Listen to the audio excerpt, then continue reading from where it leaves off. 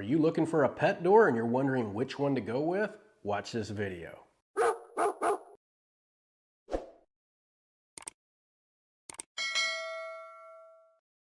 Hey folks, it's Adam with Outdoor Pet Solutions. And in this video, we're gonna talk about pet doors. I got a phone call from somebody yesterday that had a lot of questions when it comes to pet doors. So I thought I'd make a video to help answer those common questions so that it will help you find the right pet door for you and your dog. When it comes to pet doors, there's a lot of options out there to choose from. Basically, there's three categories. The first is your budget-friendly, inexpensive pet doors.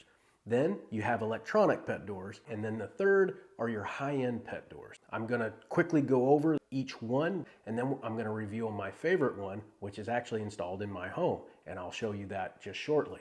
The budget-friendly basic pet doors. These are the pet doors you can buy just about anywhere. Lowe's, Home Depot, the local pet store. They come in a box, they're made out of plastic components, and they're designed so that you can put a hole in the side of your house and have a passageway for your dog to come and go. They'll get the job done.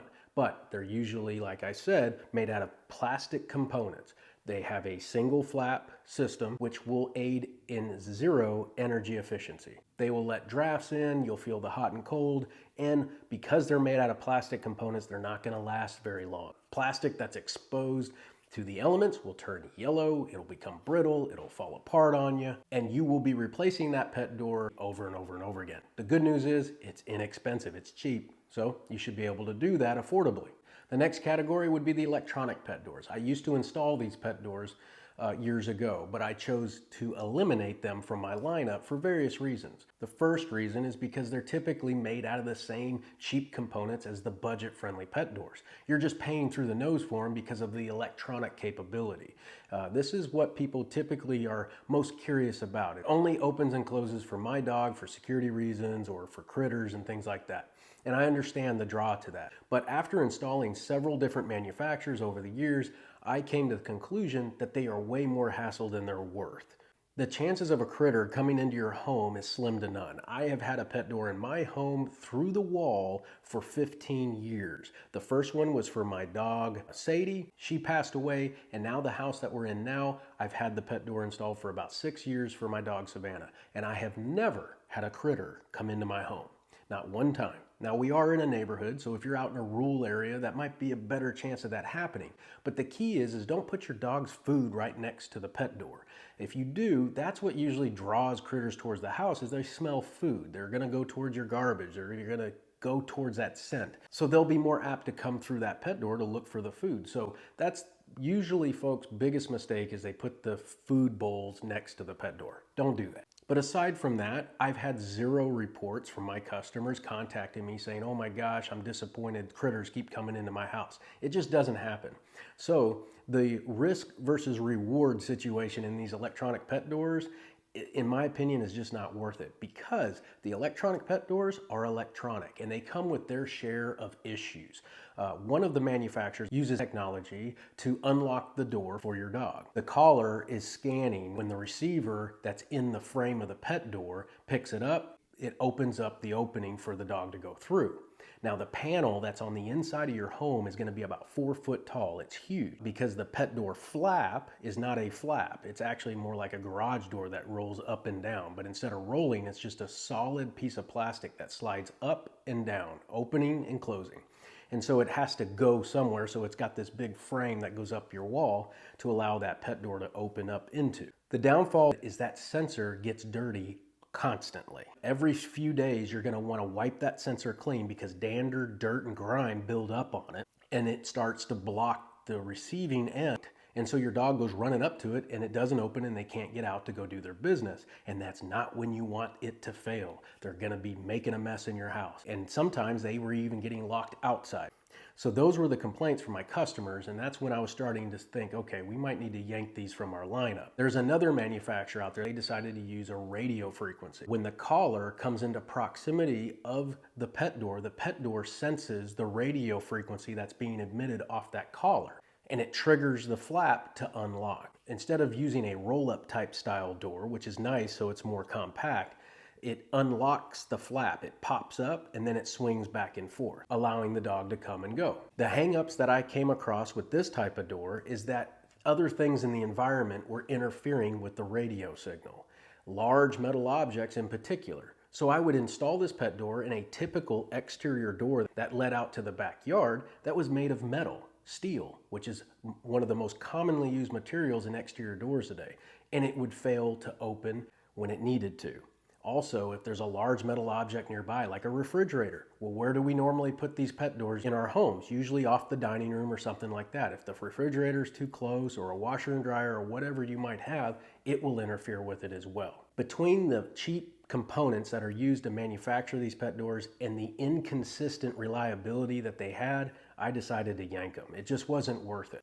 Now the last category are your premium pet doors. This is what I like to install. I offer one particular line of product that I will ship direct to you. You get all the great benefits of the high-end components, it's highly energy efficient, and it comes in a simplistic kit to install, especially if you're going through a wall. So if you go on my website and click the shop, go down to the pet doors, you're only gonna see one option. Why? Because I feel it's the best option for you. And please don't think I'm just blowing smoke, because I'm getting ready to show you my personal pet door in my home, and it's the exact same one. So let's go take a look. All right, so let me show you real quick the pet door that I installed in my personal home for this little bit right here. Hey, Savannah. That is Savannah. She hides up in her cage, even though it's wide open. She's free to go at any time. When Mom is away, she sulks a little bit, don't you? Or she's just tired. But anyway, let me show you the pet door that she uses. It is right over here off the dining room, right next to our sliding glass door, and it is a wall model. This is the premium model that I have on my website. It is my favorite pet door to install through a wall. The manufacturer does a very good job of quality control, never missing any parts. All the pieces fit together properly. They've been around for a very, very long time, since 1985. And their design hasn't changed much over the years at all, really. It's all metal frame. It does have a kind of industrial looking locking pin for the security panel. So this is the security panel. It's just a hard plastic, it's pretty thick panel that slides in to prevent access for the dog. You just pull your security pin there and you drop it in from up top. Just lock it in place and now it's secured. So works very well, pretty simple to use. It is a dual flap system, which is very, very important. You have an interior flap as well as an exterior flap there. That is crucial for energy efficiency. Single flap pet doors, they do not hold out the hot and cold, period. Dual flap acts like an insulated window, just like your windows in your home should be double pane, unless you're in a very old home, single pane. They would, in older homes with single pane windows, they'd put a storm window on top. That's to create that gap of airspace between the two panes so that it becomes insulated. And that's exactly what these two flaps do. They trap the dead airspace in between, and then you don't feel any drafts, hot or cold, coming through that unit. And the deeper the space between the two flaps, the greater the insulated value is. So that's very important. So consider that if you're trying to decide going through a door or through a wall, you'll get greater insulated value if you go through a wall because the depth increases. The tunnel itself is an all metal tunnel that is lined with carpet, which is nice.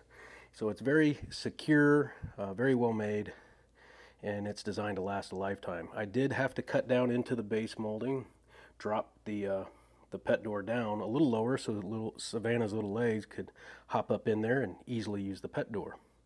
Let's step outside and I'll show you the exterior because, believe it or not, this pet door has been installed for about 5 years, 6 years, quite a while, and it's had continual use that whole time, and it's been exposed to the exterior elements, and it's held up really well. Here's that exterior flap, and I don't know if you noticed, but the interior frame was white. This exterior frame is Arizona beige. So you can mix and match your frame colors to match the color of your home or the color coordinating of your home. So the exterior brick went well with the Arizona beige, so that's what we went with, and then we did white on the inside. But as you can see, the weather stripping pile that's around the edges is still in very good shape after nearly 6 years of use, all the way up. No tears or stress on the rubber flaps. The magnets are all intact. There's a little bit of rust, surface rust on these magnets, but outside of that, all in all, it's in great shape. As you can see, I put in a little ramp for Savannah as well. That way it's easy for her to come in and out. When she exits here, we are way up off the ground here with this deck.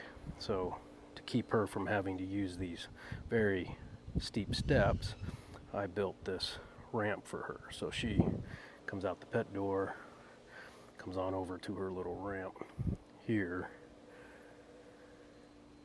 runs all the way down off onto the patio, and then hangs out over into the grass there where she can do her business.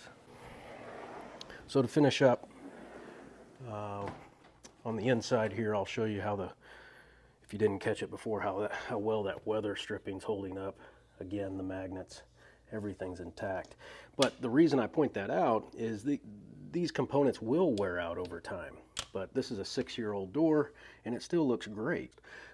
But usually customers will call me to replace these components, the weather stripping, the magnets, and the flaps. They're all replaceable. So that's really nice because all the wear components, if they do get really nasty over time or wear out, you can easily replace them. They all pop out of the frame. You can order a kit and put it all back, and then it looks like a brand new door. I have not replaced any of this since this has been installed, if anyone's wondering. I would tell you if I had. It's one huge benefit to a higher end pet door is the fact that you can replace that without having to tear out the whole pet door and put in a whole new one. A lot of the lower end pet doors that are made out of plastic and things that we've been talking about, it's a once and done deal. You're not going to be ordering new weather resistant components. You got to replace the whole thing. So that is the pet door that I personally have in my home. Thank you so much for watching. If you're in the market for a pet door, be sure to check out the premium model on my website. There'll be a link down in the description. I'm always just a phone call or text message away, or you can shoot me an email. I'll be happy to answer any of your questions and help you along the way of installing your new pet door. And as always, thanks for watching. Goodbye.